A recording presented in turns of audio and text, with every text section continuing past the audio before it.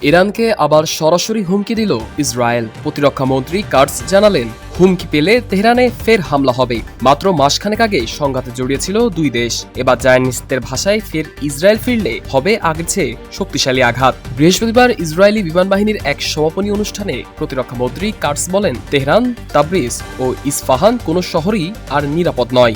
এর আগে জুনে 12 দিনের এক সংঘাতে ইরান ও ইসরায়েল মুখোমুখি হয়। পারমাণবিক অস্ত্র তৈরি করেছে এই অভিযোগে ইরানের বিভিন্ন স্থাপনায় হামলা চালায় ইসরায়েল। যদিও তেহরান সবসময় এই অভিযোগ অস্বীকার করে এসেছে। পরিস্থিতি নিয়ন্ত্রণে আনতে মধ্যস্থতা করেন মার্কিন প্রেসিডেন্ট ডোনাল্ড ট্রাম্প, যার পর 23 জুন কার্যকর হয় যুদ্ধবিরতি। তবে এখনো ফের হুমকি আসায় মধ্যপ্রাচ্যে নতুন করে উত্তেজনা বাড়ার শঙ্কা তৈরি হয়েছে। বিশ্লেষকরা বলছেন, এই পরিস্থিতিতে একটি মাত্র বিস্ফোরণেই ফের শুরু হতে পারে বড় যুদ্ধ।